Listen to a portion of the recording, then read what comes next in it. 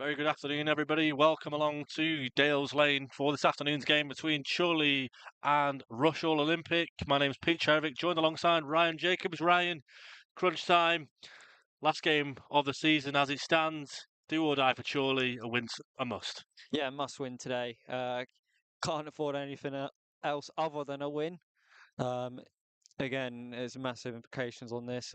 A loss, and we could drop out of the playoffs. We can't afford to do that. But a win today, and if Kingsland lose, we'll have a home tie to look forward to. So again, there's a lot of pressure on Chorley's shoulders today, but hopefully can rise to the occasion. Yeah, listen, it's one of them, isn't it? We'll certainly be looking at results elsewhere in the National League North this afternoon. Bad memories of the final day away at Gloucester a couple of years ago, where Chorley went from 4th to 12th in about 10 minutes and fell out of the playoffs. And then this time around, it is a case of it's in our hands.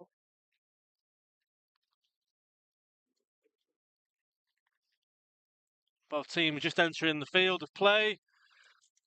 Good afternoon, everybody. Welcome along to Dales Lane for this afternoon's game between Rushall Olympic and your mighty Magpies of Chorley. My name's Pete Tscherewik, joined alongside Ryan Jacobs. Ryan, it's do or die. Let's go.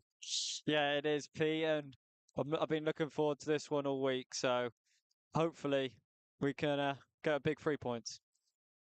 Here at Dales Lane, unchanged team for Andy Priest's Chorley with one alteration on the bench. It's Milan Lalkovic, formerly of Rushall Olympic, comes in place of an injured Mamadou Toure. Might have to restart it or something, but hopefully it's all okay. Have a little look just for a moment.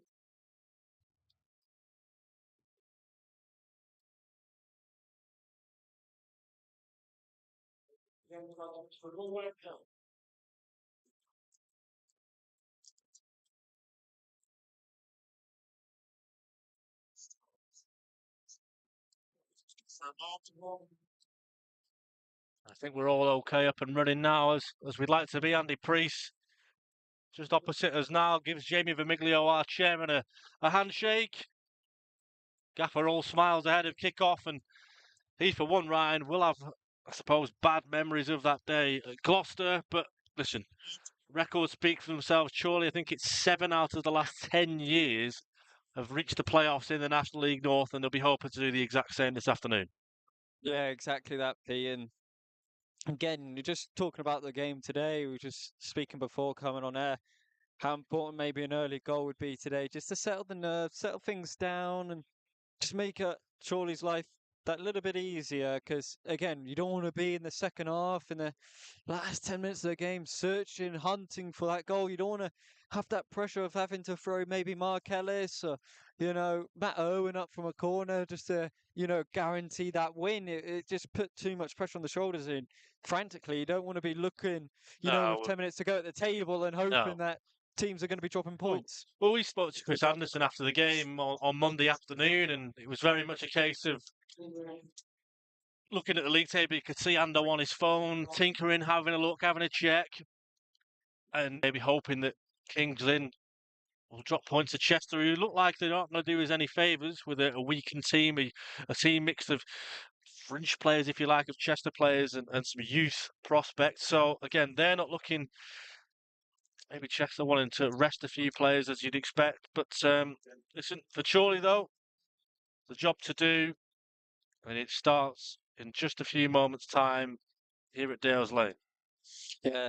Again, you mentioned it before. The referee made it very clear he wants to start bang on 3 o'clock. So we've got a minute to go. He's not messing around. Just making sure we officially start on the correct time. But we can talk about the support here today, Pete. It's a great turnout from the Magpies. Probably around just over close to 100, I'd say. Maybe a bit touch more over, maybe more, 120, and there's a few dotted around as well. So great to see so many Magpies here on such an important day as well for the club. And again, the support this season's been phenomenal. We saw the numbers which you put out there. It's absolutely incredible to see the difference. And again, You just hear them, can't you? It's all the noise, and the only noise is coming from the Chorley end, if you like.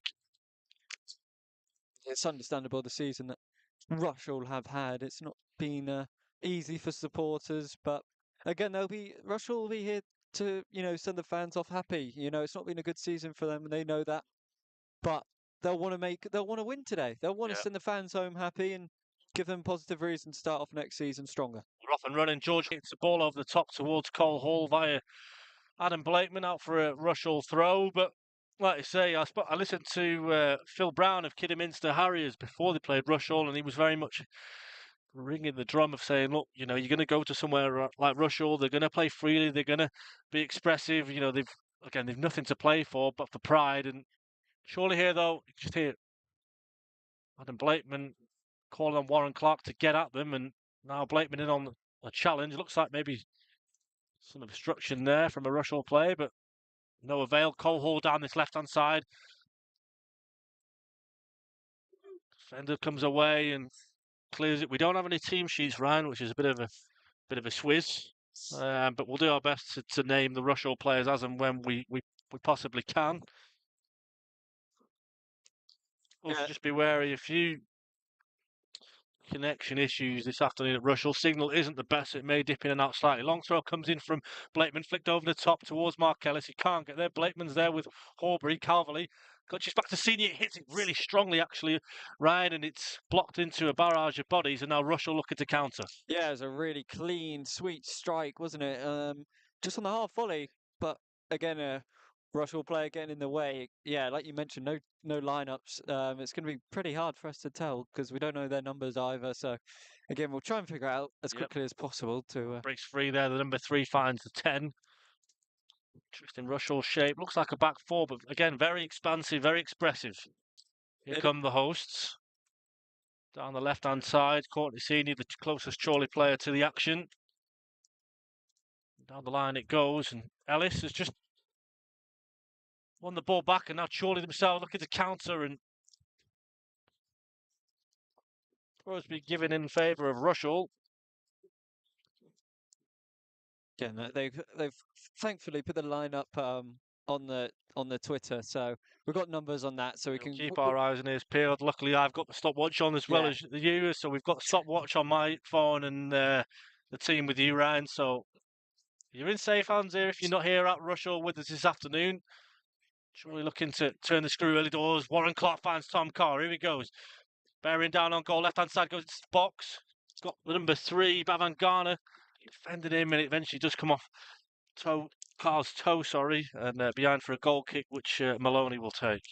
Yeah, it's good to see they've done it in order as well, so that makes it easier as well. But again, nice work there from Carr. Just getting into the box, and that'll give him a bit of confidence. He can go forward and take on the Rushall defence. So again, positive signs from Carr. Again, he got 2 on Monday. He'll be looking to get another today, and again, it was a mighty performance from Carr, wasn't it? As well as Hall as well. So again, that partnership we talked about earlier on in the season when they started to link up, and they've just been. Chance here. Tom Carr can get it. He does. I thought he was going to get the shot up, but he's found Senior, who goes for goal again. Oh. It's trickled across the floor there, didn't it? You just thought maybe Cole Hall could have pounced on it, but a little bit too far for him. And again, we've got to mention this pitch as well. It's a very different one to anything I've ever experienced. I'm sure it's the same for you, Pete. The elevation changes. One part of the pitch is gone really far down. The other side is quite far up with our AstroTurf. Again, talking of, I suppose, bad memories, the game here last season at Rushall was a 5-0 defeat, a hat-trick from Danny Waldron, who subsequently then made the move to Southend. Now playing over at Tamworth on loan, but ball over the top here, and King there was just looking to get on the end of that long ball that was played over right from back to front, and now Chorley looking to do the same as Tom Carvery just seemed to get himself, was tied in a bit of a knot there, Ryan, and unfortunately couldn't find Cole Hall. Yeah, just tried that little flick, but just a little bit behind Hall on this occasion, and he was trying just to get it under control, but a bit too far behind him. Good press Good press from Hall there. Just hear Chris Anderson there, really impressed with the press of Cole Hall. Again, we are just having a few little tinkering issues with the connection here at Rushall, unfortunately. It's a little bit up and down, no Wi-Fi. It's only a 4G connection, so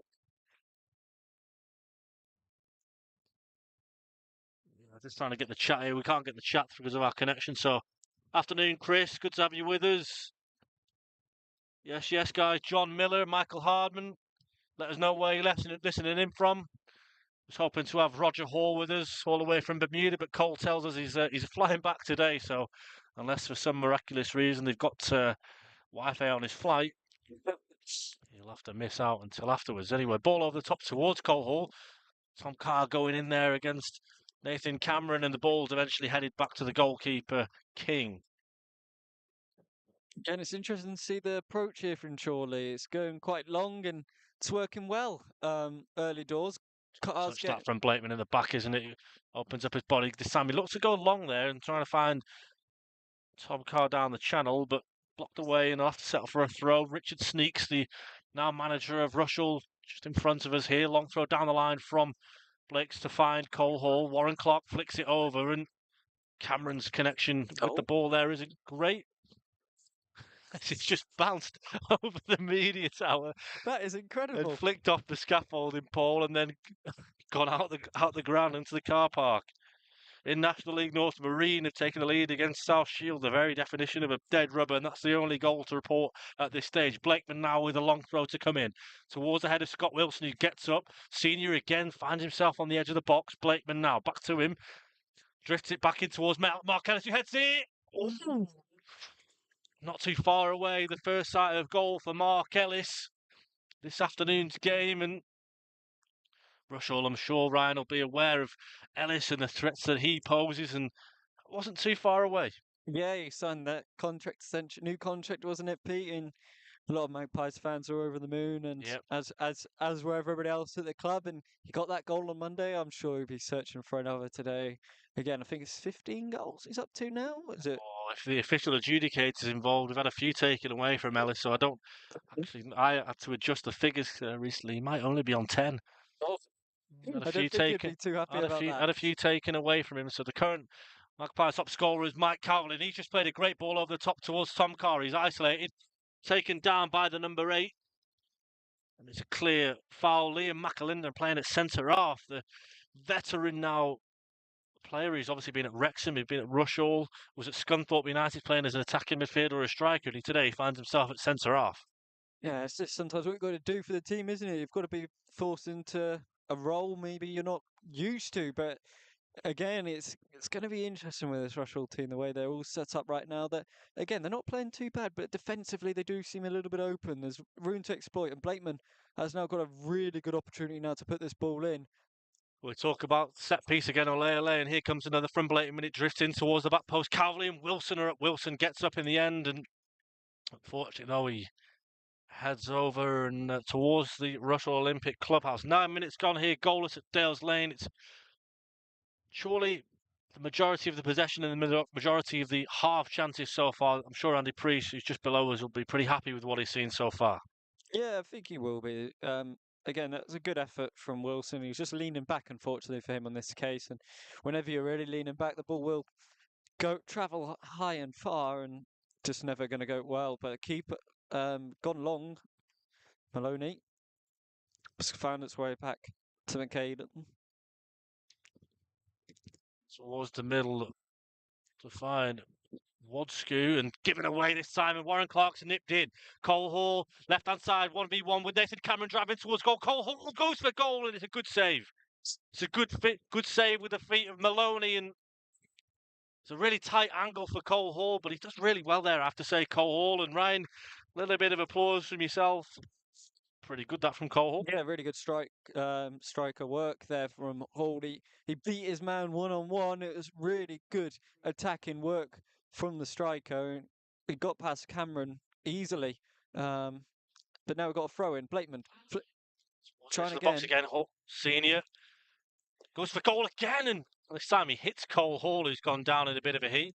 Senior looking to try and win the ball back, and now Rushall just Olympic clear, and Adam Henley's the furthest player back for Chorley. Finds the head of him. Oh, thankfully now back to his feet. I thought it might have been a little bit more serious, but again, it's all good to see. But now they've got a chance here. Diagonal ball towards the back post. It's headed up, and it's in. Out of absolutely nothing, Roddy McGlinchey scored for Rushall Olympic, and that's a fantastic header, Ryan. It has to be said. The first chance of the game goes to our hosts, Rushall, on 11 minutes. Their first chance at goal, and it's in. Oh, I mean, a bit of shock. It's the first real attack of the game for them, and they've scored a brilliant header, and they're 1-0 up, and that's what can happen in football if you don't take your chances. Absolutely out of nothing, that. But it's a brilliant ball in from Bavanigan. The way he whipped it into that back post, free, and McGlinchey was just left absolutely free. Nobody picked him up whatsoever, and it was a comfortable header. But now Chorley must respond. Again, this set piece routine from a goal kick from the kickoff.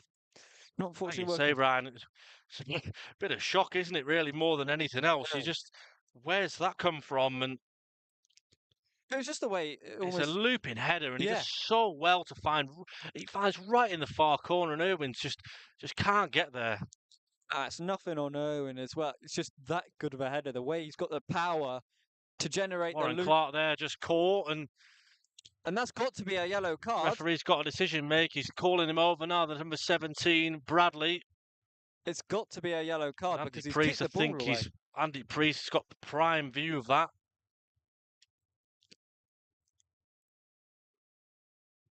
He did stop that counter attack, but A gentleman below us who disagrees, but Ryan, I think 99 times out of 100, that's a clear and obvious yellow card and a booking. Yeah, I mean, I think Bradley's lucky to get away with one there. He kicked the ball away, stopping a quick free kick, and referee's allowed that on this occasion. I'm sure if it was a more deliberate-looking one, I'm sure he'd give a foul for it. Give a yellow, sorry. But Blakeman now on the halfway line. Yeah, right on halfway, drifts it over the top towards Ellis and Wilson. Ellis meets it. Just looking to try and bring others into play there was Mark Ellis with his header, and it goes wide. It's positive though. I've got to say, Pete, that set pieces are working doors here. Yeah, you can't fault. Listen, you can't fault the start that Chorley have had, and straight away, Courtney Senior then beats his man and just gets unlucky there. He gets unlucky that time and comes back off him and goes out for a goal kick, and an element of frustration there, probably for Andy Priest, in that his side have actually started really well. That's Rushall's first chance of the game. It's a fantastic header that, you wouldn't have put that past Kidderminster Harriers to score that, or anybody right at the very top of the table. So, credit where it's due. It was a really good goal from McGlinchey. So the ball from nothing, it was just a hopeful ball more than anything from Bavangana. Ellis beaten to it this time, and Wilson now under pressure. Just goes to hook the ball long instead. Warren Clark's up with Bavangana. Horbury heads.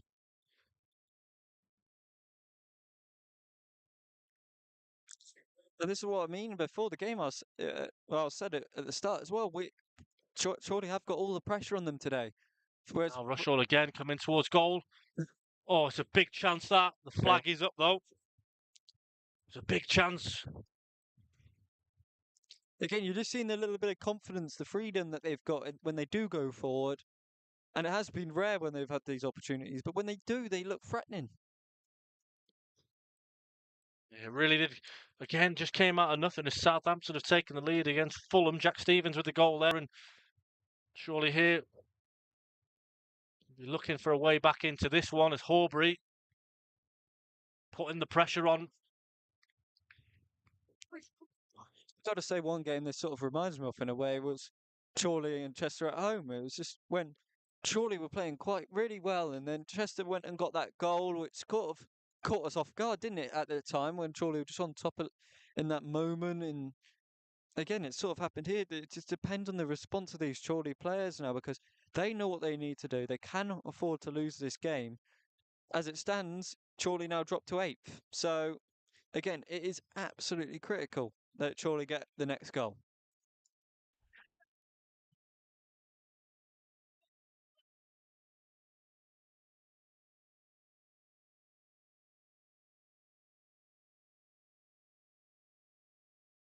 All right, Jeff, good to have you with us.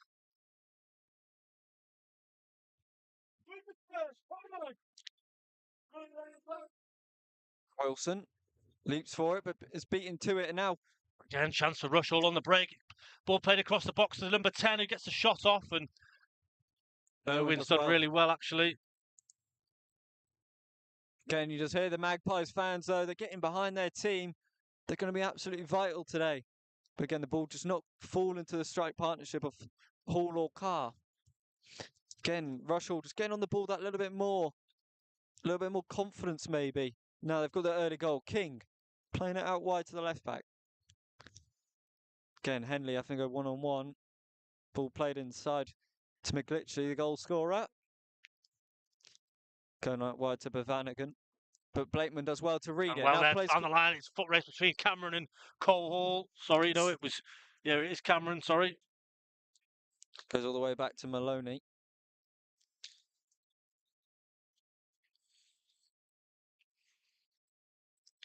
Again, just work to be done here for Chorley. It's just hopefully. What's the thing? Rushall may now just look to frustrate Chorley a touch. Again, like we said, it's just they've got a reason to win this game, to send their fans home happy after a disappointing season for them. Again, we've been here before, though, this season and in seasons previous, and if anyone can do it, Chorley can. Down the line this time again. Rushall do look dangerous on the counter, though, Ryan, it has to be said. Chester have hit the front against Kingsley Town, and that's... Again, we don't want to speak too soon, Ryan, but good news from a Chorley point of view. I did speak game about Chester. Warren Clark just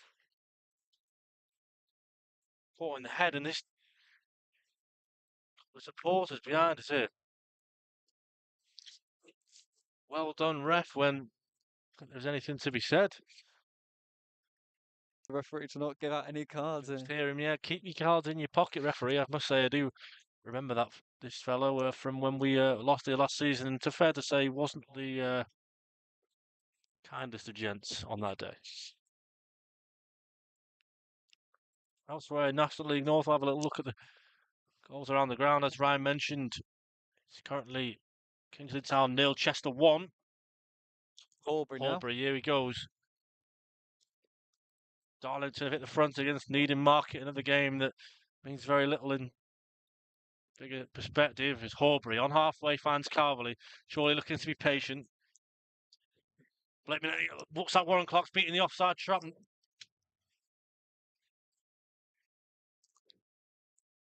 Tight from me. Luckily, we've got Owen Pope, our analyst, near us. He's going to have a little look. The pressure's on you, Owen. If you can have a look, Marine doubled their advantage, and Radcliffe have got the opener against Alton Town. It looked like a very good run from Clark, and it's a shame he's just offside. From the naked eye, from where I'm sat, I thought it looked like he was on, and another chance here for Rushall. That long ball down, working for them as Horbury trying to come away with it, beating away this time, and now maybe a chance. Carr holding the ball nicely, beating away to it, and again though, this time he's given the throw in Chorley's favour. No inch just told us it was a mile onside. Kurt Willoughby's got the opening goal. He is so far onside as well. Wowzers. I can't believe what I've just seen, how far onside he was. Kurt Willoughby with the opening quite clearly onside, but play continues, and Blakeman this time with a long throw, to come in. For our near side, here he comes, it's in towards the head of Mark Ellis, who flicks it on, and Warren Clark has a shot. Tom Carr's a second chance, it's dicked towards the back post. Cole Hall's there. Rushall trying to scramble it clear. Wilson inadvertently, it's a Cole Hall! Yes, brilliantly cleared off the line! So can't get much closer than that, Ryan. Cole Hall looked like it was just going to nestle into the far corner. Blocked away at the last, and Chorley have their first corner. That's superb defending from somebody that isn't even a centre half, who's been forced into that role. Again, Nick Hayden's done superb to get back and clear it off the line. That's some unbelievable defending. Blakeman, though, delivers. Mark Ellis heads it towards goal. Oh, yes! There you go! Cole Hall has scored, and it's a fantastic goal, and the Chorley fans go absolutely wild behind the goal. Corner comes in from Blakeman, flicked on by Ellis. Cole Hall, Andy Priest hasn't moved, Ryan. It's one apiece. That's what the Magpies needed. That is what you call a response. And you see how eager they all are. They've got the ball back to the kickoff spot, and we're back in it now. And it's an opportunity now to get back in and get in front. Again, if you could hear this crowd from where we are, they are absolutely buzzing. It was an unbelievable feeling to hear that crowd go off. And now they're really starting to party again. But Chorley need that second goal. Superb work from Ellis to get that flick on, and it's superb composure from Hall to slot it away. Again, this end of season form that Cole Hall's in is absolutely brilliant, and again, he's been superb. Him and Tom Carr together, superb. I think after all said and done, Ryan, 21 minutes. It's Rushall Olympic 1, Chorley 1. Cole Hall just got back on terms for the Magpies. Another goal to add to his tally for the season, and fair to say we deserve that. Yeah, definitely. The way we were moving the ball and getting forward, there was a little bit of shaky moments in between when Rushall got forward slightly, and again the striker just again getting in behind a little bit. It was Cole Hall, Jacob. Cole Hall got the goal, assisted by Mark Ellis.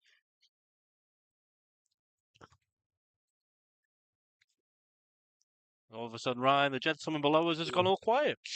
Yeah, it's funny what happens to football, but again, Cole Hall's now picked up the ball just on the edge of the box. Done really well there to win that one back as Cole drifts the ball in towards the box, set off for the throw. But that was a really good finish from Cole Hall. The ball, again, though, how many times already this afternoon inside the opening 20 minutes was on the end of it and flicked on from corners, set pieces, throw-ins, you name it. And that one this time from Hall was on the money. Senior now drives the ball in towards the front post, and Tom Carr and Cole Hall were there, but the goalkeeper gets it, and Tom Carr's been penalised, and I think he's going to get booked for that, Ryan. And he is, yeah, because he stopped the goalkeeper from doing a quick kick out of his hands. But to me, it seems that the goalkeeper just kicked him when he was running. It was like a natural Quite often the thing. case, though, isn't it? The Yeah. goalkeepers will do it, trying to win that away. And it's probably is a yellow, but it's a unfortunate one. We need a chant for Cole Hall. That's a good idea for the way Cole Hall's performed this season. Different type of goal kick, this one. It's almost lofted in like he's playing foot golf, but Blakeman meets the end of it, and Irwin called on by Wilson to nip in and clear. Again, I always fear when goalkeepers slide on this when Irwin comes out like that. It must burn his skin because on this AstroTurf is absolutely horrible. And Irwin's just comfortably coming out with the ball, and the Rushall defence. Ball out from Irwin finds the foot of Cameron. Mark Ellis nips in to try and win the ball back, and the ball again. Rushall trying to play the ball over the top, a skidding surface, and Wilson didn't quite get on right, but he's there in the end. Cole Hall does really well that time to get up and win the ball on halfway, but Rushall have nipped back in to win the ball back, and on halfway, McAlinden plays that diagonal ball again, which very similar to one for the opening goal. Irwin out of his hands though this time as Hall holds it nicely, and Horbury tries to nip in to win the ball back. And it's been a really interesting battle in the midfield so far. The battle of Ford and Bradley against Horbury and Calverley. And again, it's been quite interesting to see, but Ford was a little bit sloppy early on, and Senior nearly just nicking the ball away in such an important area against... Trying to force the issue, aren't they? Chorley trying to force the mistake out of Rushall. And I think, to be fair, the way that the pressing's been, the way that it's worked, it has worked so far. You are seeing signs of it. But then again, Rushall, very fluid, as we can see here now. Green down the left-hand side, going back towards Williams. Chance here to go from goal from distance. Good save. Pushed out for a throw from distance comes in from too sure. It might be the number 17, Bradley. Just powerful effort and a good save. Yeah, he parried it into a good area too, well away from his goal, Irwin. But do they have a long throw in? I don't think they do. It's going to go short by the looks of it from Bavanigan. And Wilson's there to head it away.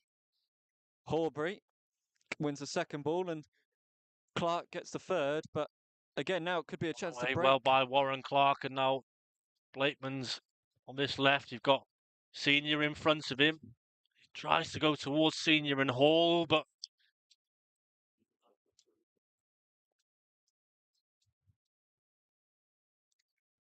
Brackley 2-0 up against Farsley Celtic. So as things stand, Brackley Town are our National League North champions. As things stand, Kidderminster Harriers yet to break the deadlock at Southport, as are Scunthorpe United away at Hereford. McAlinden under pressure here, goes for the header.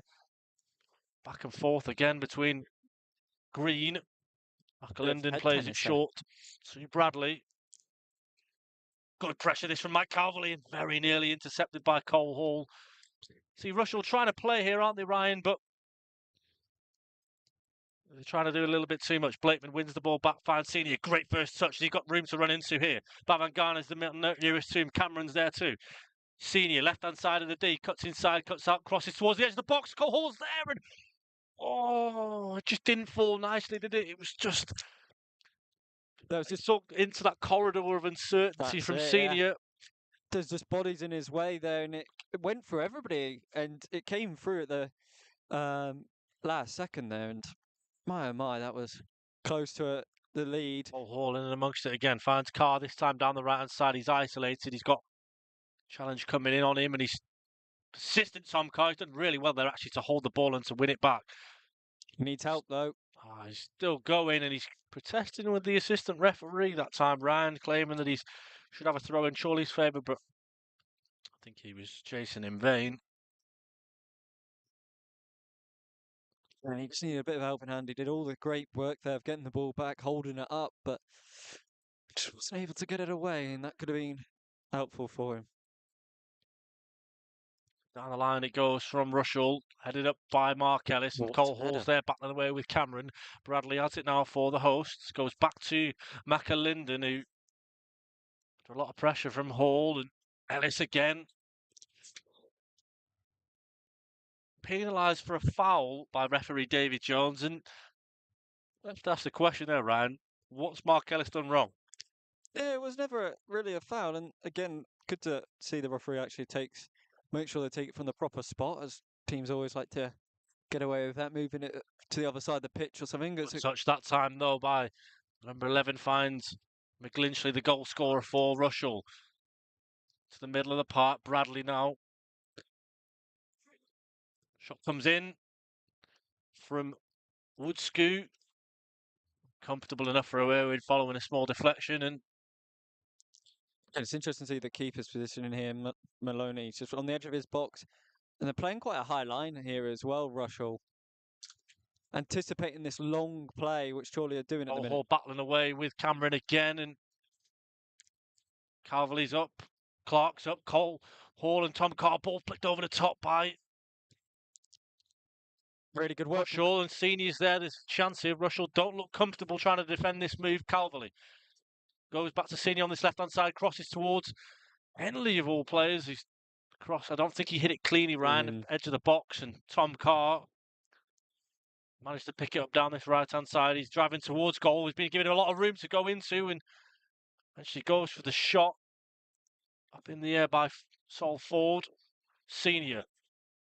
Bavangana doesn't know where the ball's gone, and Blakeman gratefully gets on the end of that. It's certainly high-octane action as things stand here at Dales Lane. Rushall Olympic 1, Chorley 1, Ryan. What happens next? I don't know. It's intense, isn't it? But you do still feel that Chorley will be the team to get the goal. Oh, really good play that from Horbury. Finds Carr, and that's got to be our booking. Brought down, and as you say, Ryan, there's a question here. Is referee David Jones going to produce the second yellow card of the afternoon for Rushall? I don't think he is. have to say, though, I think it's in Adam Blakeman range, right? Yeah, I think it's a good position here for Blakeman. Again, we've seen him score a couple of good free kicks this season. I think Leamington away, wasn't it? Where he scored that nice little free kick. Hopefully, it's a bit further out though, Pete. So I'm not sure if it might be in range, but I like to see him prove me wrong. 35 yards, we say? Yeah, it's one where it could be delivered to the back post and one which Ellis can hit home. But it looks like he's setting up for goal here, personally. Blakeman over it, goes for goal. And it's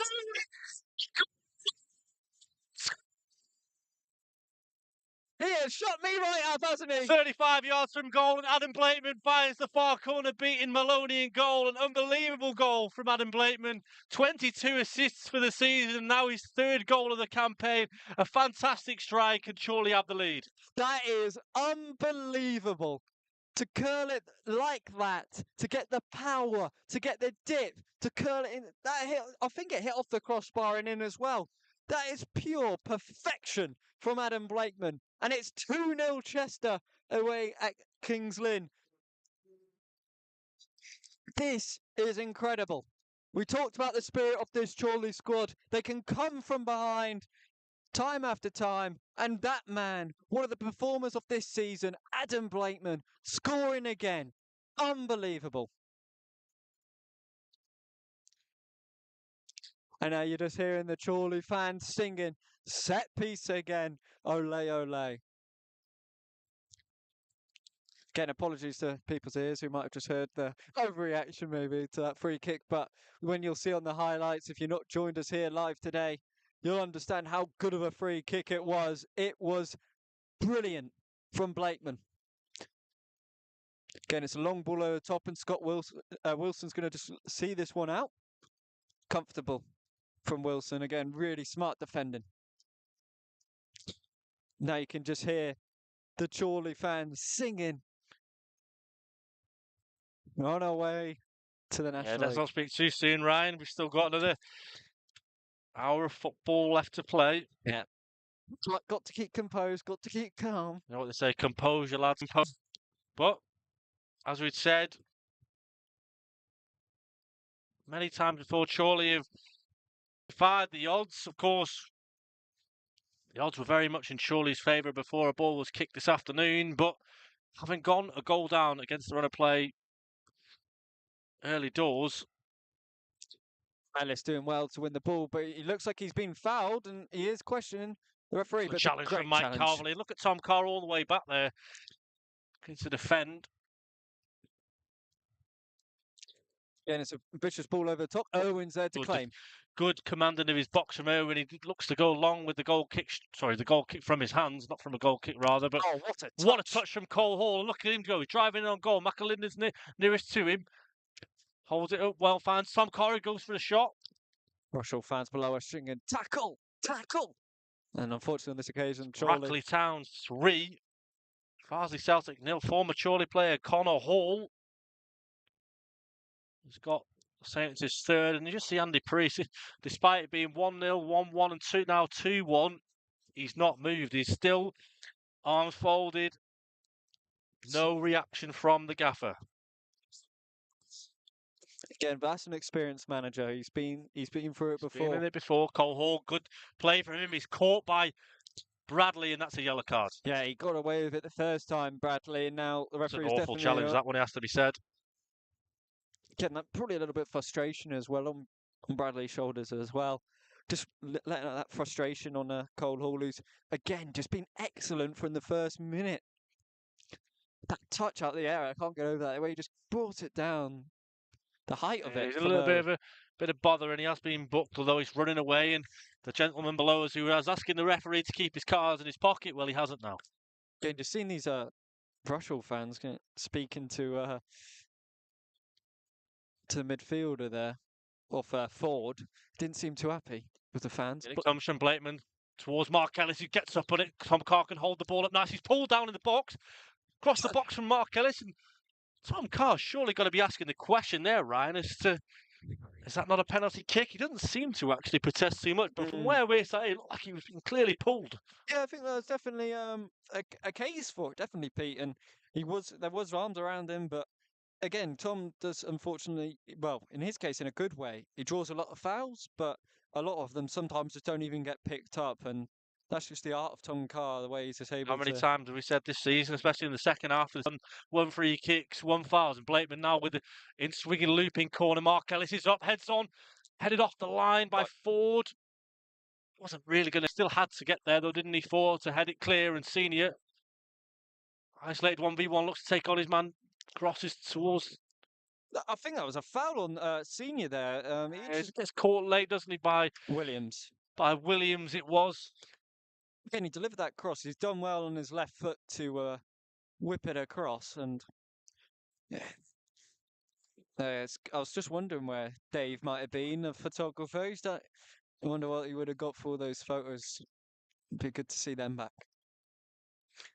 Again, this goal kick gone long. It's won the header. Horbury plays a ball over the top towards Tom Carr. He's putting pressure on Green. Maloney. McLeod on the ball. Again, just quick build up here. He's giving it away, and Cole Hall's got a chance now. Goes for the chip. It's ambitious. Getting just hearing a bit of frustration, but it's the Chorley fans who can hear more though. All singing, chanting. They're dreaming and believing still.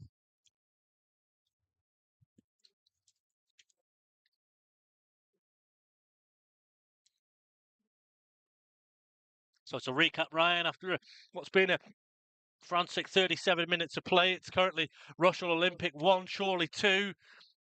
Rushall's first effort of the game, an unbelievable header from Roddy McGlinchley, got the hosts in front before Chorley responded. A goal from Cole Hall. And then Adam Blakeman, that 35-yard free kick, unbelievable to set Chorley in front. Aubrey, the ball's falling. Khalid Toom has a go, and maybe a second chance for George to go for it again. And it's a corner ball.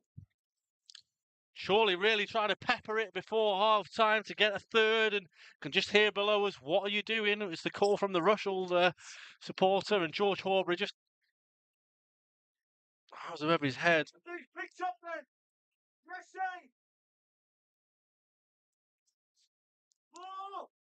Again, it's just a lot of balls just falling. You just thought Horbury would have got that third, and that was double our lead, and you feel a little bit more comfortable there.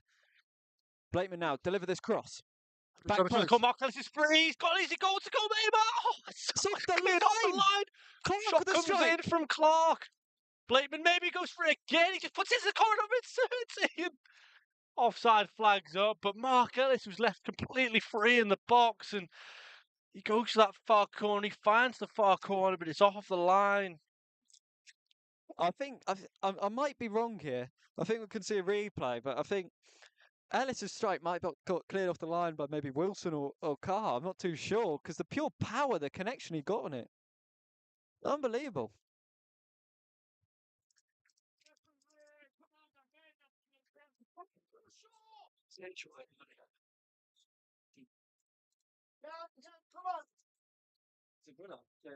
Yeah.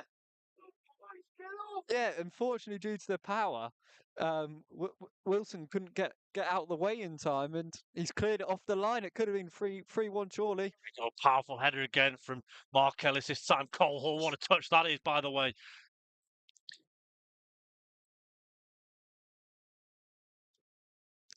Time after time, Cole Cole Hall Hall proven to be an absolute nightmare for Rushall so far this afternoon. McAlinden this time just looks to put his foot through the ball, and really good header from Mike Calverley this time, and being played at frenetic tempo with Senior. Advantage played by referee David Jones. Back to Senior again. Opportunity again for Chorley here down the right-hand side. Henley cuts inside, digs out across, finds Warren Clark, who I think he was thinking that Cole Hall was much closer to him, go to dummy it, but half cleared by the horse, and Chorley coming again. Henley down the right. Finds Horbury. Good turn from him. Finds Calverley. In pass towards Henley again. Rushall holding on really at the moment. But now this is where they look the most dangerous, isn't it, Ryan? On the counter, and all of a sudden, number 11, King, tries to find Bavangana, but Blakes wins it back. A great play. Good triangles here made from Clark and Senior. Patient from Chorley. What a ball that is from Blakes again now. 1v1, it's McAlin versus Tom Carr, and yet again.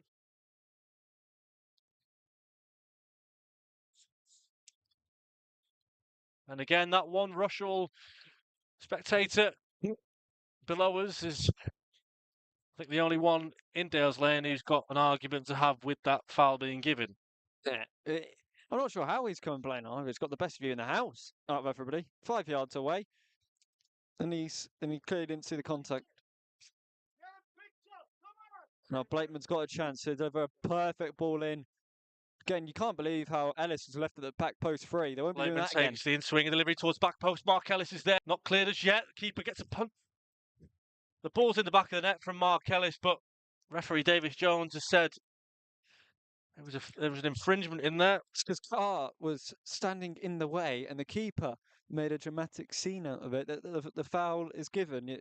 You see it time after time. We've mentioned it. If a keeper or defensive team usually goes down in the box, the referee 9 times out of 10 will give a foul to the side defending it. Again, you can't really afford to do too much contact. Wilson wins the header. Again, Hall got an opportunity, flicks it down to Carr, but Carr's not down. Bradley plays over the top, and Williams has got a chase here between Mark Ellis and Williams, and luckily Yellow gets there ahead of him. Blakeman out, and the referee is given a foul for that. Very surprising indeed. A red card for Warrington Town on the road at Buxton, so the Bucks be hoping to take advantage of having the extra man. That's the extent. Buxton currently in 10th, but what a win would do for them is put them into the playoffs at the expense of Hereford. Again, as things stand, Chorley obviously 5th, but it's too early to be looking at. Green delivers the free kick towards the back post, headed away by Mark Ellis. Horbury could start a counter here. Cole Hall. Colton Ubazonu, who has scored the opening goal for Scunthorpe United. It's a big goal from a former Chorley player, Owen Pope. A right smile from you, Owen. Chorley's top scorer from last season. At the moment, it's knocked Hereford out of the playoff places.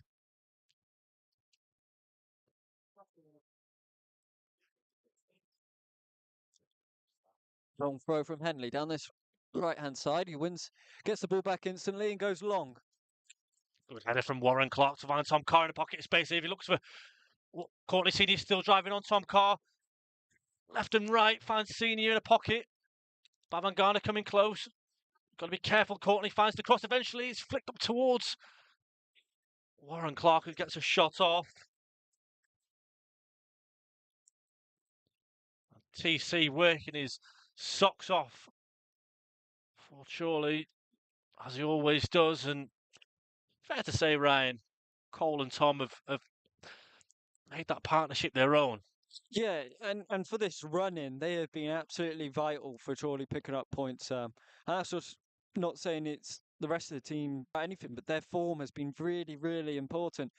The ability for Owen or one of the defenders to just have that ability to go long in it just gives that freedom, that another option. Great pressing this time again. Horbury and Calverley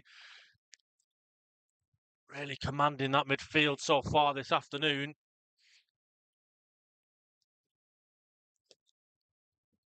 Then Cards working the space. Williams dropping deep, and Horbury's there to put him under pressure. Green goes to try and go back to Williams. Can't. Be interesting to see how much added time will be added on here. 45th minute of the game. It's also Brackley Town 4, Farsley Celtic 0. Farsley had a man sent off. Needham Market also a man sent off. 2-0 down at Darlington. Marine 4, South Shields 0. As always tends to happen on the final day, Ryan. Goals going in everywhere, and a shot comes in from Rushall's number 11, King. It's not too far away, wide, Ryan, I think. But again, you see Andy Priest talking there, he didn't like that because again, too much space, too much time given. Can't give a player at any level, well, especially at this level, any time on the ball like that. One added minute at the end of this first half. One added minute. We've got to say, there's not been that many stoppages, has there? So it's probably No. the correct decision on this occasion for official. Maybe Cole Hall one doing last chance for brilliantly. Chorley and Cole Hall there, just battling away, being clearly pulled by Cameron as Blakeman unleashes the long ball over the top towards Kari. As Cole Hall there in senior. Good play this from Cole Hall. Senior's there, left-hand side. Holding it nicely, Clark. For Chorley, crosses towards the back post. It is tipped up. Adam Henley's there. Audible. Maybe one last chance for Chorley here inside the first half. It's Chester 3, Kings Lynn Town 0. What did I say to you, Ryan, before the game? Chester, don't write them off with their youth prospects involved. Free kick to come in. Sorry, corner from Blakeman. Back post. Mark Ellis is there and it's above everyone. It's a whisker away, and there's the half-time whistle. Surely going to the break. 2-1. And it's a positive half from the Magpies, but play and anything can still happen. Still a lot of twists and turns, as Andy Priest has often said in recent weeks. It's not over yet. Still another 45 minutes of football left to play, but I think we're going to take a breather, aren't we, Ryan, for just a moment, and we'll be back very shortly. Go and grab a brew, grab a biscuit, hot chocolate, pina colada, whatever you fancy. We'll be back very shortly. If anyone's got any questions, drop a message in the comment box, and we'll come back to you as soon as we can.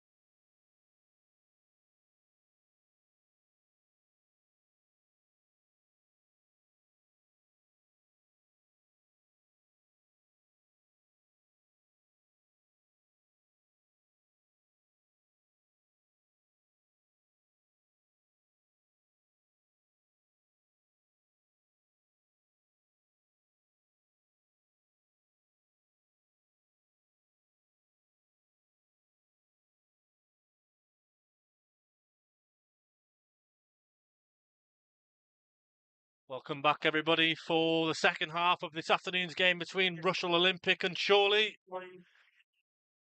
Back underway, and one change, I think, for the host this afternoon at the break. No changes from a Chorley point of view, and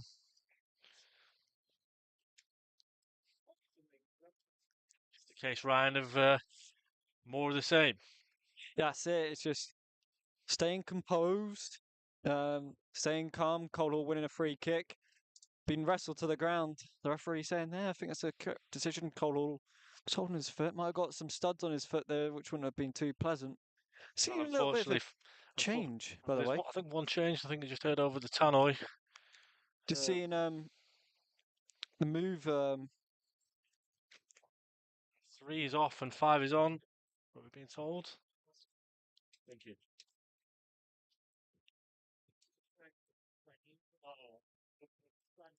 So Blakey over to go and take the free left-hand side. It's just about on halfway. Just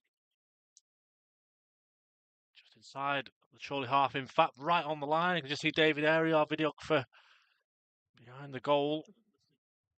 And in comes the free kick from Blakeman. Mark Ellis is unmarked again at the back post. Plays it across the box. Cole Hall first touch for himself. Goal from Cole Hall!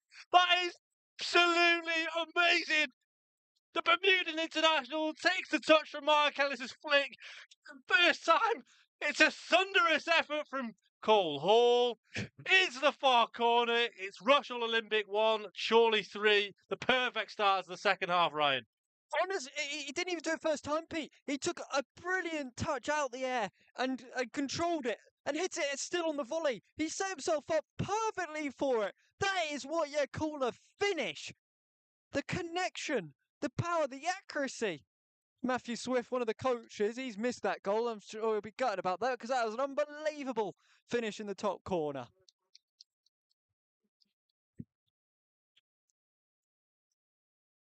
And Andy Priest's reaction, by the way, I wish we had a camera on him because it was absolutely brilliant.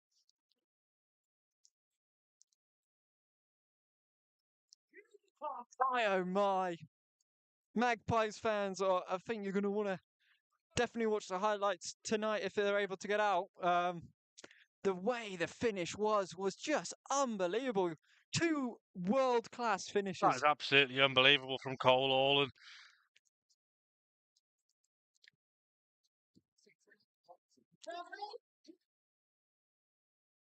I just can't get over it. You can't speak, Ryan. No, He just almost like it was in slow motion, but it was unbelievable from Cole Hall. The way that he took the touch, as you say, Ryan, before absolutely thundering it into the top corner, and the goalkeeper's going to have about 10 of them in goal to be able to stop that. It was unbelievable from Cole, and a perfect start to the second half for Chorley. It really is, and again, it's another assist for Ellis, who, again, it's a brilliant header across. 2 assists for Ellis, and you don't hear that very often, but 2 assists from Ellis to Hall, finding each other. But Cole was just left in too much space, and so was Mark. Too much space given to the pair of them, and unbelievable composure from Cole Hall to just take the touch and pick his spot and just find the far corner. And what a finish it was, and a little bit of breathing room for now for Chorley, who have to be happy with Ellis. that. Horbury doing well as well. And Carr turns the ball over. To find Tom Carr, and again, just trying to use his body to try and win a free kick. He's still going, Tom Carr, but actually McAlinden wins it. Bradley now on a yellow card. Again, that's got to be a player that Charlie could maybe target a little bit in that midfield, frustrate him a little bit and maybe warrant him to get that second yellow card. I was going to say before we went into half-time break, watching Ford, his midfield partner, he seemed a bit frustrated, a bit angry. It seemed like he was the one who could maybe, as well, go into the book. Just seeing their anger. You can tell there's built-up frustration of the season on these Rushall players. Yeah, you can, but surely you've got to be ruthless, and I think they have been. You know, to be fair, we spoke at half-time off air about the way that surely you've gone about the task today.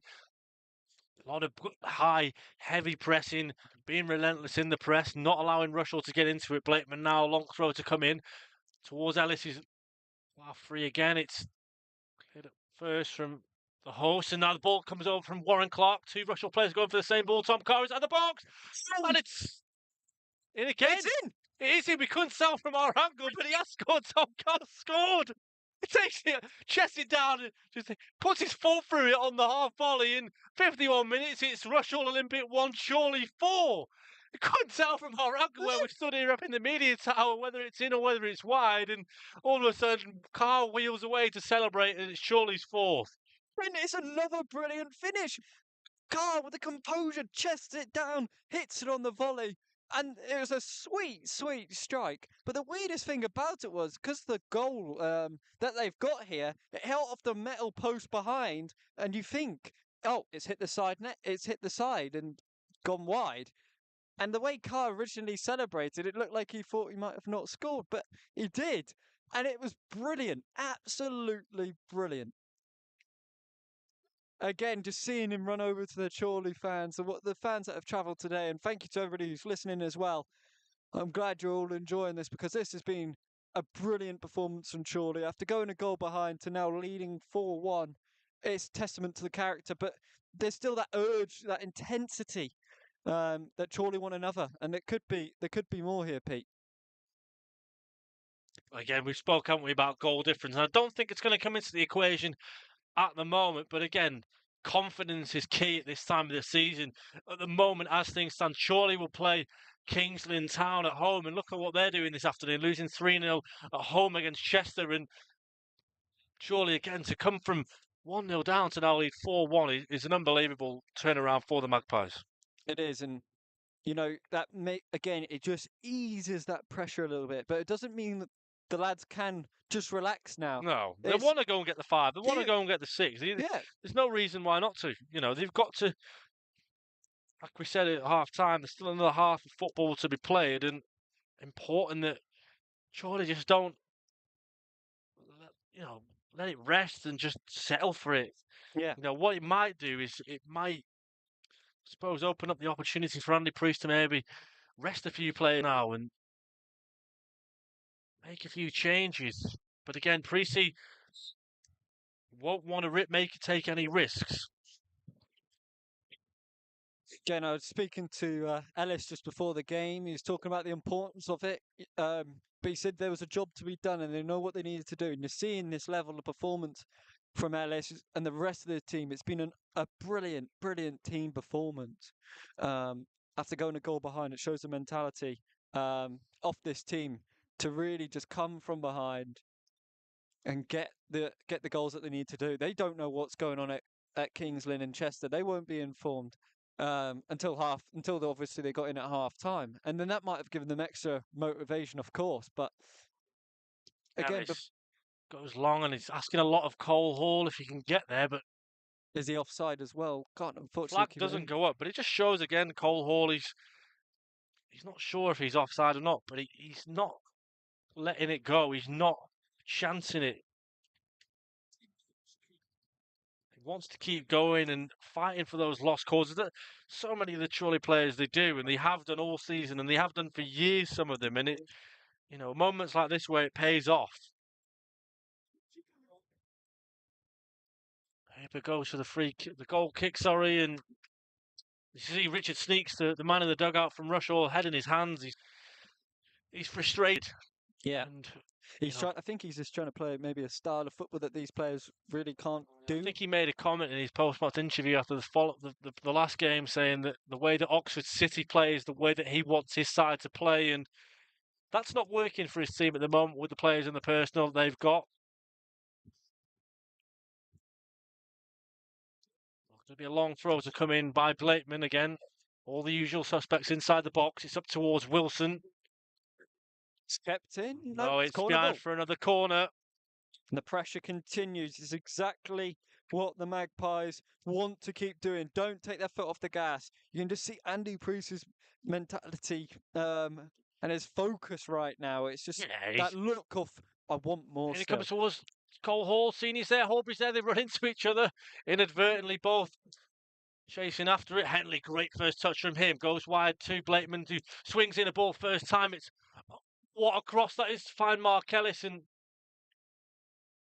Flag's gone up, but again, we've got Owen Pope beside us here, and he'll have a little look at that. Ellis is really showing his frustration there. He wasn't offside. I've got to maybe agree with him. If we had that first half decision where I think it was Warren Clark, wasn't it? He was onside, and Yeah. the linesman just put his flag up. Maybe Hall might have been in the way, which interfered when he was offside. Who knows? Okay, now Ford trying to get on the ball, but Clark putting him under pressure. Horbury wins the second ball, but again, the Chorley player is just there all the Senior, time. good touch from him. Looks like he's been caught on. Cole Hall just trying to play that intricate link up with him, but Senior find doing him well. that time. But again, it's good defending this time from Cameron, who does well to read the play. But Warren Clark doing well again to win the ball back in midfield. And now the ball can be spread out wide to Adam Henley. Southport 2, Kidderminster Harriers 0 at the moment at Hague Avenue. And as things stand, Brackley Town are going to be crowned champions, and Kidderminster will have to settle for the playoffs alongside Scunthorpe United. And that is a shock. I think nobody saw that one coming. As it stands, obviously, still a lot of football to be played there at Southport. But again, Kidderminster will be in shock there, Pete. Yeah, I think close to 2,000 Kidderminster Harriers fans. And what we'll also mention is the current National League South table as things stand. Truro City will be crowned champions, and Ellis, though, on the goal ball. difference by all accounts as well against Torquay United. Torquay United in second. All of the top 5 in that league, all winning at the moment. Wilson, back to Owen. Chorley just settling things down again, just showing that they're in charge here. They're dictating this play. Yeah, because it's fair to say, Ryan, the game's being played at a frenetic tempo from both sides in fairness, and surely just taking the sting out of the game a little bit. Calvary playing it nicely into Horbury on halfway. It's just brilliant to see the confidence here, Pete, as well. The interchanging of passing, it's so smooth and slick, but I just say that, and Henley gives the ball away, but wins it back again. Henley from Henley down through the middle, still going. Courtney Senior's got it. I think you go for a little pop there, but holds it well. Senior finds Hall, dinks it back towards Blakeman, and still alive, and Henley wins it. Shouts for handball, but shout for handball, not given, and Wilson doing well there. Ellis clearing it away. Again, second opportunity, and Calverley's there. Blakeman flicks it onto Hall. Again, there's a bit of a foul there, surely, but no. It's a Rushall throw-in. Again, it seemed to me that Hall was tripped up a little bit there. If they win. Curzon on 77 on 0-0. If they win, then they're not above Kings Lynn. Yeah. So you could put yeah, so you just keep an eye on that Curzon game. Let's see Matthew Swift with his luscious blonde locks having a word with Andy Priest. Not sure if it was more straw-like than luscious. I'll let you be the judge. So that's Bembo coming on. Yeah, a couple more changes for Rushall in the offing. I was just discussing there in terms of current state of affairs in National League North. Got to keep an eye on that Curzon Ashton game as well, haven't we, Ryan? They're goalless at home against Leamington, but if Curzon manage to get all 3 points, it will be Curzon who will take a trip to Victory Park on Tuesday, a repeat of last season's eliminator. And as we said, so many twists and turns, so many things can change. The state of play here at the moment, Dales Lane, it's Rushall Olympic 1, Chorley 4. Yeah, and Curzon have been such a brilliant team when they've come against Chorley this season. They've been a different, beast when we've come against them, and they've been the bogey team, haven't they, of Chorley's of this season. Last season, I know Chorley did the treble on them, even because of the eliminator. So maybe this season, maybe we can hope that they don't get that goal and just see. Certainly don't want Curzon to do the treble on us should it get to that point, but. Yeah, I remember that early game we played against Kings Lynn at home. It was a great performance, and their manager saying we're one of the favourites to win the league. Cole Hall and Mark Ellis this time just Puts the ball over the top towards Senior, and first touch of the game for Bembo. He's wide right in Rushall. Again, to try and come forward. Trying to be too clever that time though. Ryder Senior gives the ball away, and Hall gets the ball. He's one-on-one with Ellis. Chorley got bodies like back. he's going to fall over himself on the way that he's playing at that point. And now Bradley plays out wide. Full-back trying to get a crossing, but Hall's been blocked well. Getting a vicious ball in, which Irwin comfortably claims under zero pressure, and thanks Hall for doing a bit of a good press to make it difficult. We also have to mention is if Curzon lose, then it's Spennymoor Town in the playoffs. So there's so many different possibilities, but it has to be said though, Ryan, Chorley in a very good position at the moment. Yes. You can't see them going and losing, being 4-1 in front. The thing is, football's unpredictable. You never know what can happen. You've got to stay calm, got to stay composed. And crucial thing is, you've got to stay on top of opponents here. You can't let them slip. Just have a look at Andy Priest. He looks frustrated at something.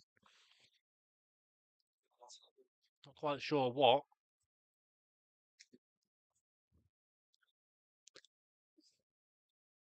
And maybe just wanting things to be done at maybe a slower pace, just getting killed this game. Getting Andy Priest, we know what he's after. He's after perfection here. You know, he wouldn't have liked that start in the first half, but well, and they've started the second half even better. Rushall looking to try and get back into it a little bit here, though, trying to turn the screw in their own way, and Chorley now trying to press to force the issue to get the ball back. It's a good touch from Bradley down the right-hand side. Done really well to keep the ball and get a cross in, but it's blocked. See Chris Anderson there, calling on Adam Henley to get wide, to get across, and great ball headed on by Cole Hall to find Tom Carey's 1v2, and corner ball does really well in the end, and wins his side of corner. Some Chorley fans now taking his shirt off. I mean, it's probably not the weather to be doing that, but you could just tell passion maybe is getting crazy. Again, you could hear those Chorley supporters behind the goal, can't you, Ryan? Set piece again. Ole, ole is the call coming from them. Come on, Ello as well. That's a new one. 64 minutes gone here at Dales Lane. Blakeman delivers the towards the back post. It's in the end met comfortably by the goalkeeper Hooper. He tries to send it long, met by the head of Horbury, who now chases down his own head. Williams, Carr looking to put pressure on McAlinden.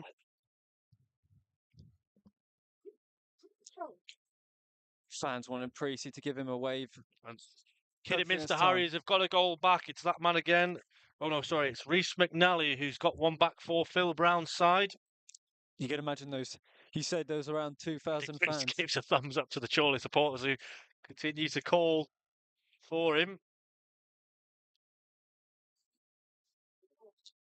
Senior controls the ball well, but swarmed instantly. Somehow keeps the ball, but Bradley eventually gets it away from him. Green as well was in there. Wilson. Well, such is a little bit loose. Benbow again putting Ellis under pressure, but nothing that Ellis could not handle. Little flick there from Clark. Carr was chasing, but couldn't quite get there. Again, just a bit of frustration on some of these Rushall players, just not having options going forward. Again, Hall for Rushall. Just it's an interesting partnership we're seeing here with Benbow and Hall. Different to what we've seen in the first half, wasn't it, Pete? Yeah, they've certainly looked to try and change a few things. Richard Sneaks probably thinks he can afford to just shuffle the pack a little bit, especially having gone 1-0 up and then going down to 4. But surely we've just got to continue to be professional here. Oh. Carr just not gambling there. And No. bit of frustration there from Precy because Getting God, maybe could have got that for continuous run, but here's an ambitious ball over the top. Blakeman having to defend it Against King. resolutely. One-on-one here. It goes to Edge the of the box. Good clearance from Mike Cowley, and it's ended up being a fantastic ball actually to find Cole's Hall, and his first touch is brilliant. Nearly getting away from his defender there. Oh, really good play again from Cole Hawley. Does really well to win the foul. Scott Wilson in a bit of problem, having a bit of a problem. I think he's asking to come off here, unfortunately, Scott Wilson. Cowley just signalling there to the bench. He needs Jack to come Leckie, I think it'll be. He's going to be stripped and ready to come on here for the Magpies.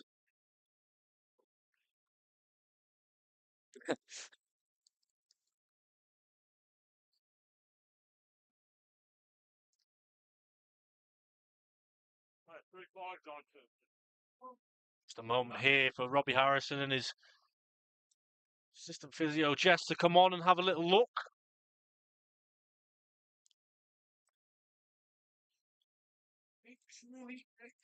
Ellis getting his own little special drink.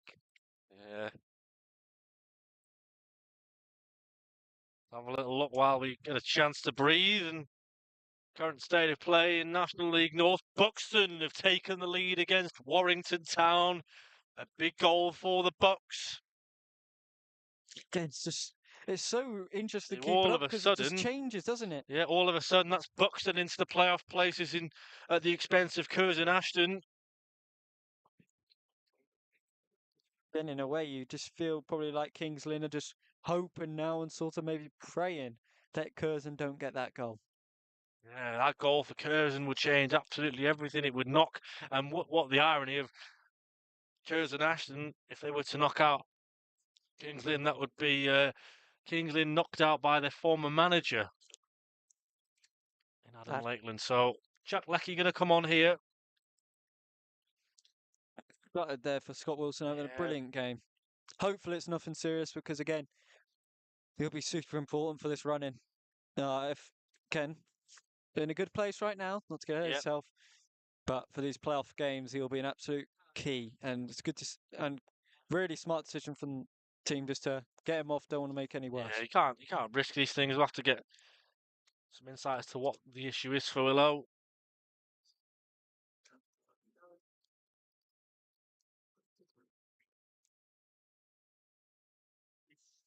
Have a look to see if there's any messages in the chat.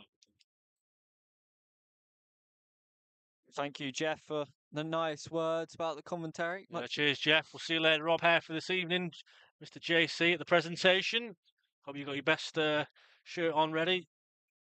Cheers, Craig. Mr. Rivers. Hopefully the girls got a result this morning. Unfortunately, I haven't had a chance to check. Really is appreciated everybody listening in. Over 98 of you Magpies tuning in today. Really do appreciate every single one of you. Again, tell us where you're tuning in from. It's always quite interesting to read that part. No, Roger Hall, I think this afternoon. May have Alan Boardman, who regularly listens in from Spain, as one of them. Calverley gets the first touch in for Jack Leckie. Ellis doing well. Keeps the ball, plays a good ball up to Carr, then lays it off to Henley, whose touch is a little bit wild. It sounds like there's a bit of controversy over at Buxton as well. The referee didn't give the goal, but the linesman did. The ball crossed the line in the eyes of the linesman, and Scunthorpe have just hit the post against Hereford. So all going on here, but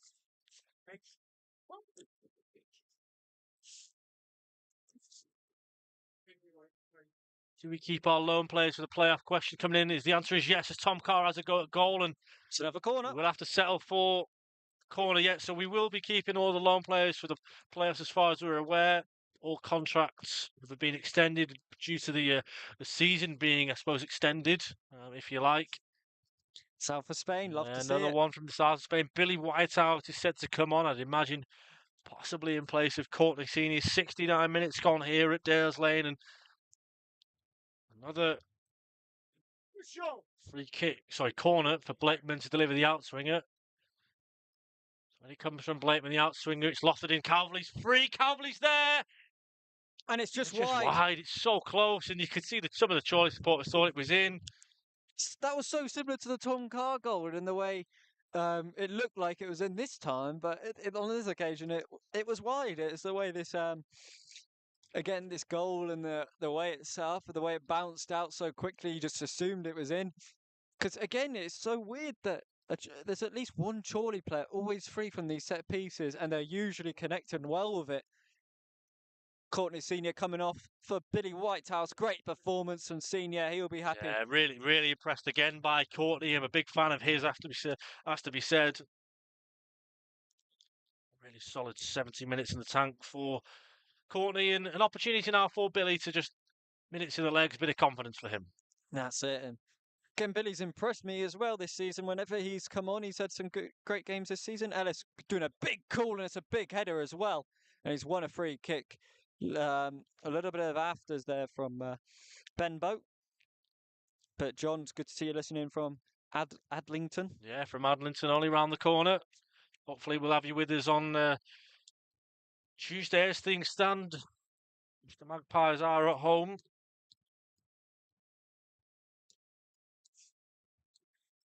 Cold Hall's on fire. There's a new one. Good to hear that chant. That's I like a good that one. No, no, no, no, no, no. Yeah, that's a new one. A few mentioned in the chat earlier about needing a chant for Cold Hall. Yeah. Well, we may just have got one. And it comes from Irwin. Ellis is up, wins it. Tom Carr's got on the end of it. White on the right-hand side. McAlinden again, nearest to him. Great work from Carr. Done well, hasn't he, to win the throw. Oh, great to hear that, Jeff. Hopefully I'll get all my work done in time for presentation. South Beach, Miami. That is nice. That sounds like a beautiful location to be in right now. Really appreciate you joining us more that way. Blakeman now taking this long throw in. A long throw. It must feel like a corner when they take these long throws from this area, and it comes up by Leckie, and it's cleared away by Rushall, but it's not a particularly great clearance, is it, Ryan? And Calverley. It's a foot race, and Calverley with the strength wins the foul. Easy pickings. King sillily bringing down a foul, and again, I think that's just built up frustration. It's easy, isn't it? He's always going to win the foot race, Calverley. I think he's the quickest player in the squad on his day, and just see, it was never in doubt that he was going to win that and win the foul to go with it. It's just clever play from Calv. Quickest player on his day. That's an interesting call to say. I think what I was told is he is the quickest player in the team. So Blakeman from halfway puts the free kick in, and Ellis and Carr were contesting with the goalkeeper, who's now gone down in a bit of a heap.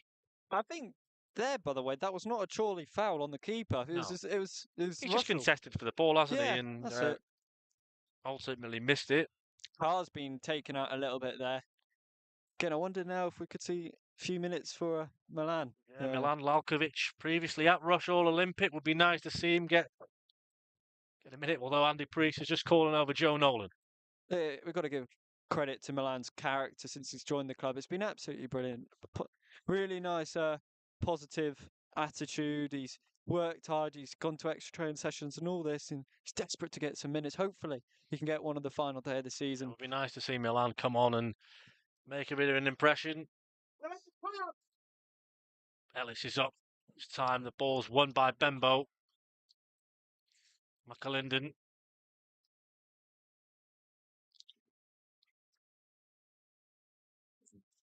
Again, a ball over the top from Green. King controls it well. Blakeman now got to do some defending. Great ball in, but Irwin's there. Well played, Matthew Irwin. It's really good commanding goalkeeping. He guards his area nicely and has the ball in hand, and a bit of time for Irwin just to take a minute to pause as Nolan stripped and ready to come on for the final 15-20 minutes of this one.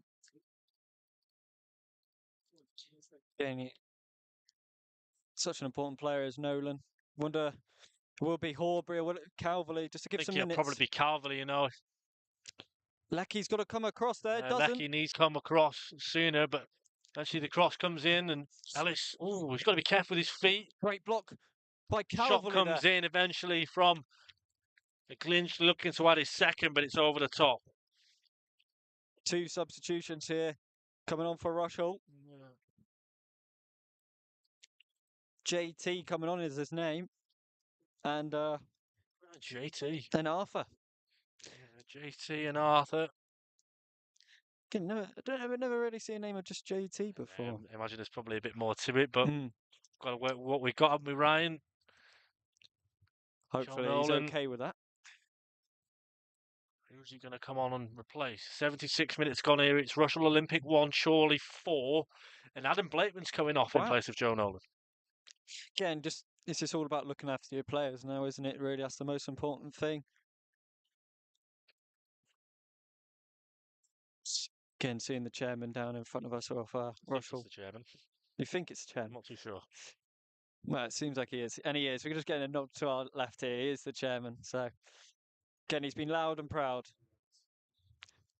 He's frustrated. There comes Billy Whitehouse. Puts the ball into the back post. Holes at the back post. Yeah, it's in! And it's Tom Carr that gets the goal. Start your engines. 5-star on Monday and 5-star again. Tom Carr is second of the afternoon, and Chorley out of sight. Chris Sanderson looking at his phone, probably looking at the league table and thinking, who are we going to play at home on Tuesday night? Yeah, just superb. It's a brilliant ball in from the left-hand side from Whitehouse. And it's a even better header across. I think it was going in anyway, Pete. Yeah. But Carr just made sure to tap it in. It's 2 goals and an assist for Cole Hall. Man of the match easily. What a performance it's been from him. And what a performance it's been from Tom Carr as well. 2 goals for him, isn't it, as well? For Carr? Yeah, 2 for is. Tom. 2 for Tom, 2 for Hall. That's what you need from your strikers. What a performance it's been from the pair of them. You can just tell they love playing with each other. It's so obvious, and it's a superb goal. Cole Hall saying it's his goal, but Tom Carr's saying it's his. Well, you've got to have a little bit of a debate between the two of them and make sure it's all correct, but I think it is a Tom Carr goal. Ellis, though, having to do some defensive work from the kickoff. King down this right-hand side. Green puts a ball in. It's well blocked by Clark. There will be a corner for Rushall Olympic.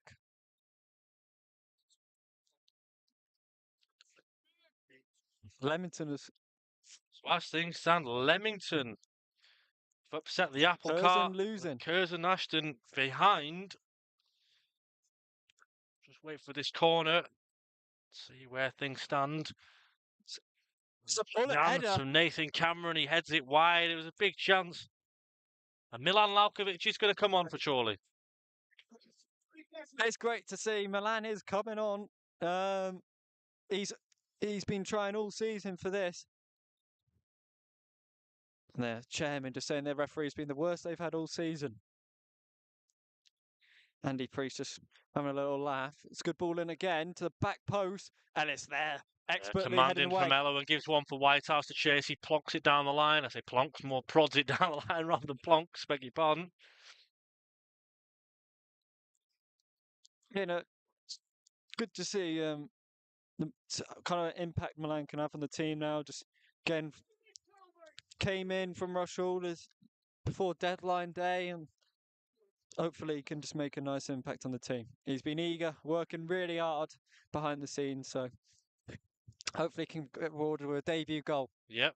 It would be nice just to top off at what's been a really professional, really good performance this afternoon from Chorley, especially having gone a goal behind. It's a way to respond and come back has been brilliant. Again, Cole Hall and Tom Carr just trying to combine again. They've been brilliant this afternoon.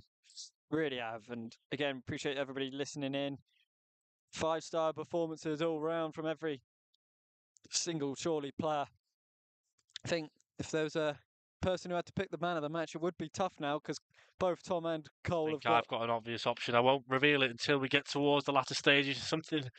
Nothing could change. Well, it could be a race to whoever gets this hat-trick here to get man of the match because that's usually what happens. But when you've got 2 goals and assists, I think it's pointing more towards Hall just by a little edge. The goals he scored today, well, the second one was his best one, wasn't it? The touch, the volley. For me, Cole Hall's been the standout. It would be nice if one of these two could get a hat-trick as well. You know, again, more confidence. There's brilliant work from Hall, who just got tripped, slid in from behind. The referee gave an A bit of advantage. a pirouette, a roulette, whatever you want to call it. It was a really good turn from TC.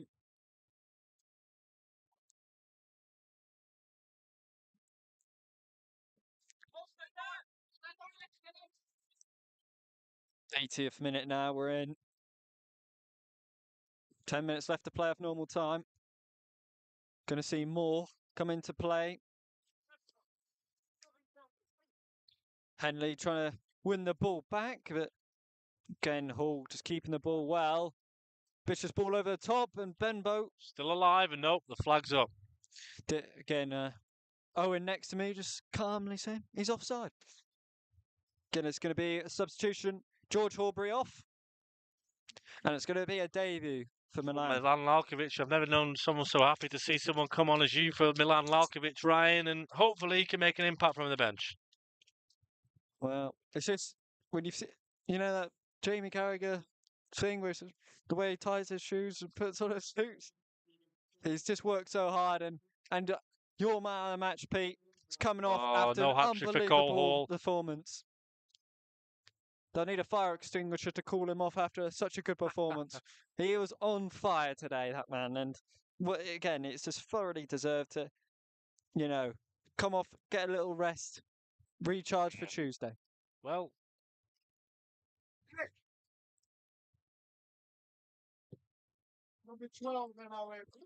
who would be the player of the season? We're being asked here, Pete. Calverley, maybe one more goal. Tom Carr's there. Oh, he just can't get his touch on it. Couldn't see so if close. the flag was up. It wasn't. The flag stayed down, and Tom Carr trying to get his hat trick, trying to get on the end of it. So close, but in the end, held by the goalkeeper Maloney. Again, while we can catch our breath, we'll have a little look in terms of National League North table, and Curzon. Great header from Lecky. Calverley plays over the top to Milan Lalkovic, who has a bit of work to do, and he's working hard to try and put his former teammates under pressure. Forces it to go back to Maloney. He goes long. Nolan in, and again, Henley looks like he's been caught there. Referee was actually caught. Lalkovic, first touch for him. Plays it nicely into Tom Carr. Opens up a pocket of space. Tom Carr driving towards goal. Goes for goal. Blocked by a couple of bodies, but Ryan, you could just see there killer instinct coming from TC, looking for his hat trick. Maybe had an option for Whitehouse on the left. Ryan Owen Pope taking his notes, and plenty of notes to take right today. Owen, give us a nod. He has about 4 or 5 pages notes, here on his lots of little pages notepad. of lots of detail. The detail that goes in from the analysis team here at Chorley. Oh, the calm there of Irwin just to take it past him. Tom Carr winning the header, and Lalkovic. Good touch of him, and going to try and press the issue. Milan Lalkovic. Working hard, and he could have got an assist there if Tom Carr's strike got away. Sweet. Well, it was a good strike. It was just bodies in the way, and would have had to take something special to maybe beat the goalkeeper. Oh, you can hear the Rushall chairman that says, "Move it, JT." So maybe his name is JT. Yeah, King, those done really well to win the ball, but there's no options. Oh. And Lecky just puts the ball out behind. I think if he just had a shout there, you've got time. But maybe that's that. Again, he's a young centre half. He's just gaining that experience. It's a short corner to make short.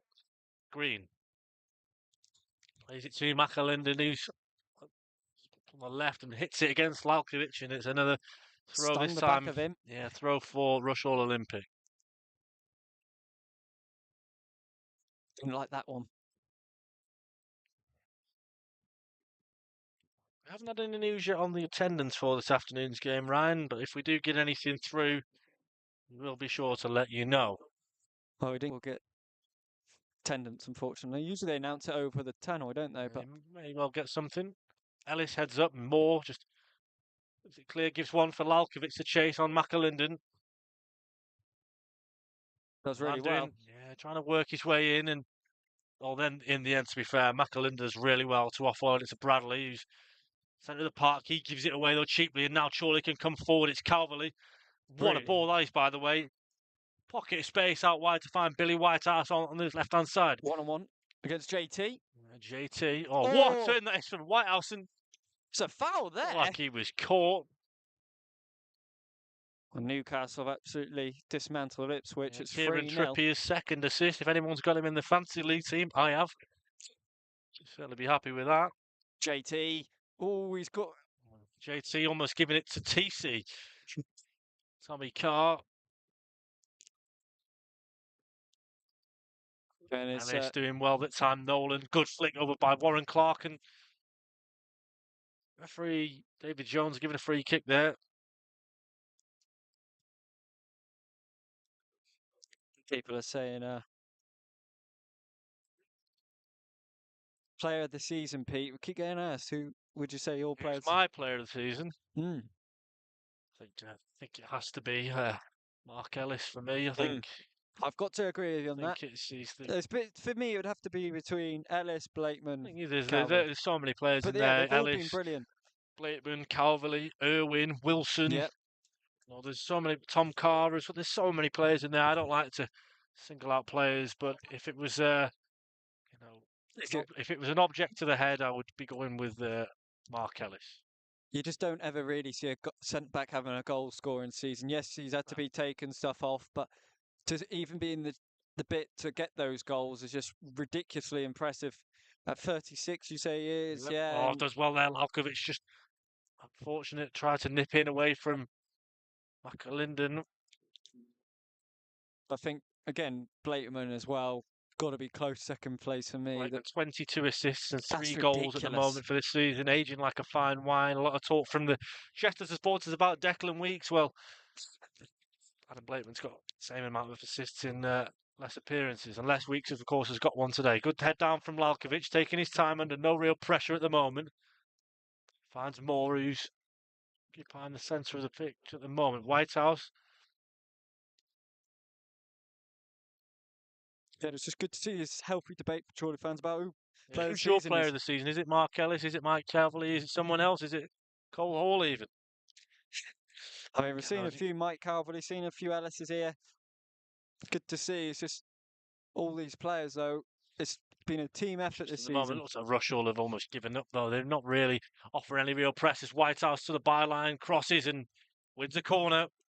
You're just seeing, though, yeah, it's just that effort. The levels have dropped here from Rushall. It's maybe been a bit of a story of their season. Unfortunately, it's just dropped off and haven't recovered.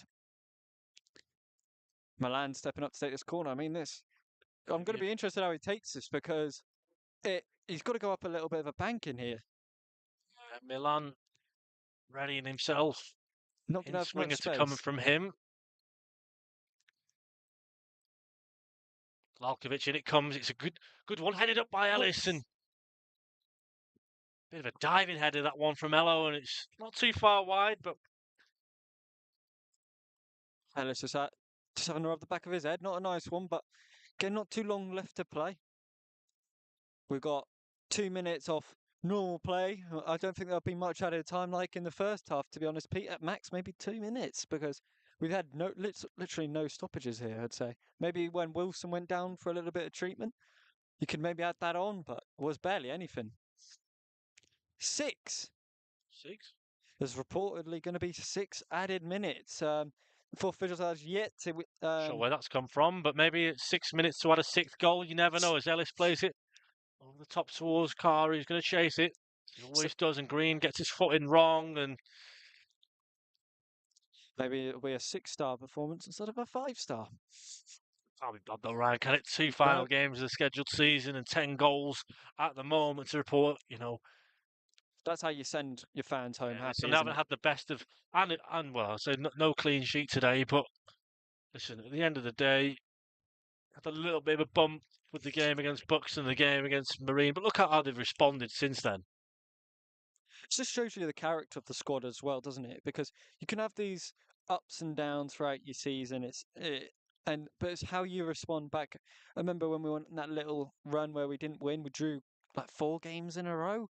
And then we went on that winning run and we won like 8 or 9 in a row. So, again, it's just testament to the Magpies. Again, we've had injuries this season, which have seen players missing. But it's good to see the character. Tom Carr's gone down, a little knock in the back. And now Moore's got a chance. On. Look at the pace from Jack Moore. Picks it through to find Milan Lalkovic.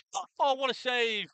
It's a great save from Hooper, and Milan Lalkovic is denied his first goal for Chorley, and fantastic play by Jack Moore, just driving through the middle, and Lalkovic denied.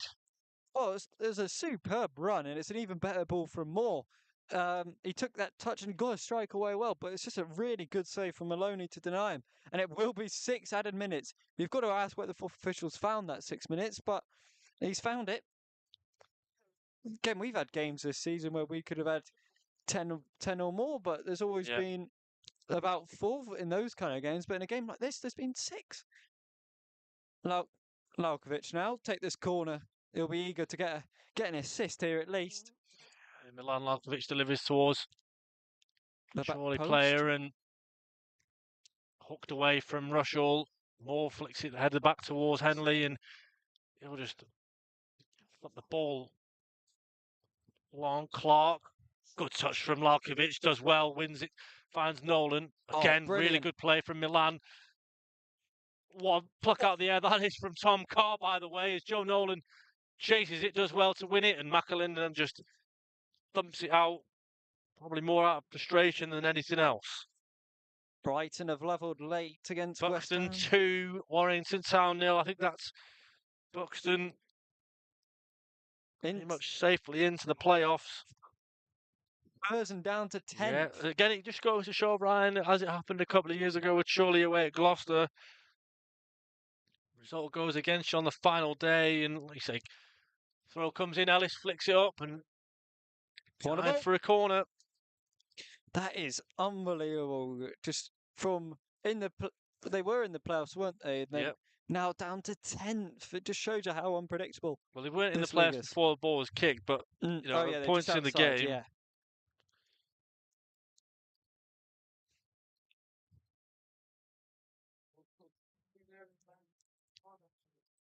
Just see Andy Priest having a word with Chris Anderson, having a little look at that league table, no doubt. As Lalkovic delivers the corner, it's that's a save! Save off the line from Hooper. What a save to deny Mark Ellis and Chorley's 6th goal. That is one of the saves of the season I've just seen. The reactions he's had to have. Yes, it was near him, but to get that arm out and then get the other one as well to hook it away. Simply breathtaking goalkeeping from Maloney. It should have been 6, but it was some world-class goalkeeping to deny Ellis a goal, which would have got him a goal and 2 assists on the day. JT. 3rd minute of added time. It's still Rushall Olympic, not Radcliffe. Rushall Olympic 1, Chorley 5. As Lalkovic again, pocket of space, lots of space for him to run into. Goes back to Moore. What a ball that is. Kicks out a ball towards Tom Carr, who's 1v1 with McAlinden.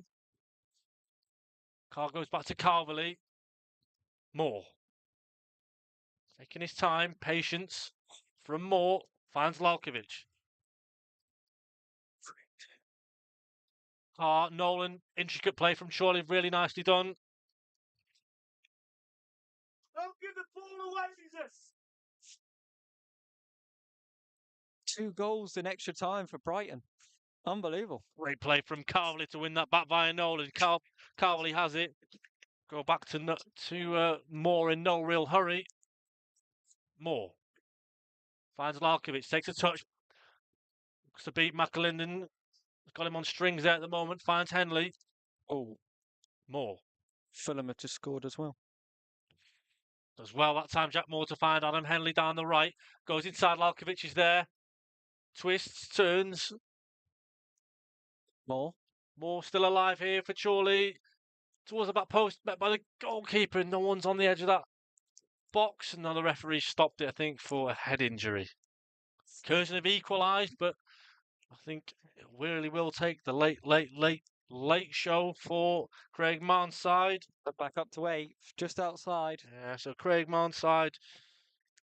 Ryan Sessegnon's got the goal for Fulham. Anyone got him in the fantasy team? I have.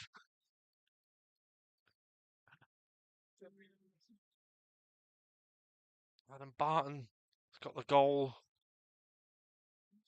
Still Chester 3, Kings Lynn 0.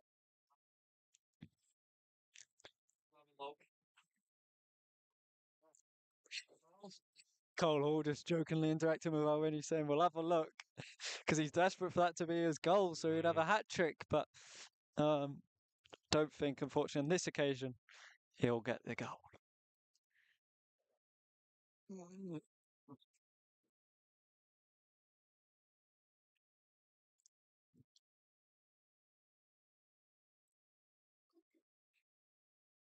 Shot comes in from Rushall, but never testing Matthew. And into the 6th minute now, the final minute of added time. And Ryan, if you were to pick a man of the match, who are you picking? That's the toughest call yet. Tom Carr's been excellent. Mark Ellis has been excellent. Cole Hall's been excellent.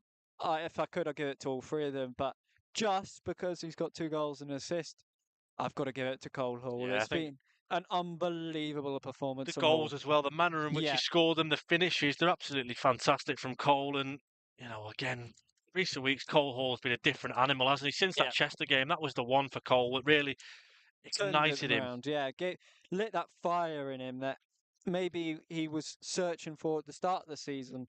Again, the second half, he'll be absolutely buzzing with life under Andy Priest. And again, it's quite interesting speaking to Chester people about him at Chester last season. They said, and when they came to Chorley, they said it was a different. Yeah, it was like they've been struck by a ghost, and they've said this is the best they've ever seen him play, and we've seen that now week in, week out from Hall. So again, it's just been a performance.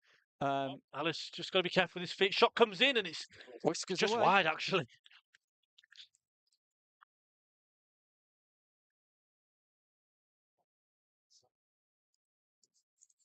Look at the noise now coming from that Chorley end, Ray, and it's really good to see all that noise coming.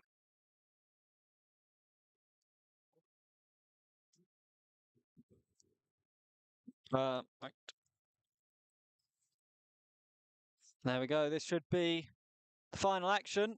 And That'll do it. Final score here at Dales Lane. Rushall Olympic 1, Chorley 5. An early goal from Roddy McGlinchley had the Magpies a little bit weary, but then the way that Chorley responded, 2 goals for Tom Carr, 2 goals for Cole Hall. Fantastic performance, all said and done, and that set us up for, as things stand, if scores remain the same, a home tie on Tuesday in the playoff eliminator against Kings Lynn Town. So I'd just like to thank everybody for listening in this afternoon. Myself, Pete Tscherewik, and Ryan Jacobs. Ryan, it was never in doubt, was it? No. We were super confident coming into this one, especially after that Monday performance. 5 goals, and we scored 5 again. It could have been 6 or 7. But my, we've got to give plaudits as well to the travelling fans that have been here today. They have been excellent from the first whistle, singing and chanting Andy Priest's name and getting behind the players, singing all these songs. I'm sure the players will know who they're going to be playing now because Kings Lynn have dropped out. Yeah, Ryan, can't you? Playoffs again, ole, and again, just waiting on final confirmation, but I think it is confirmed now that Chorley will take on Kings Lynn.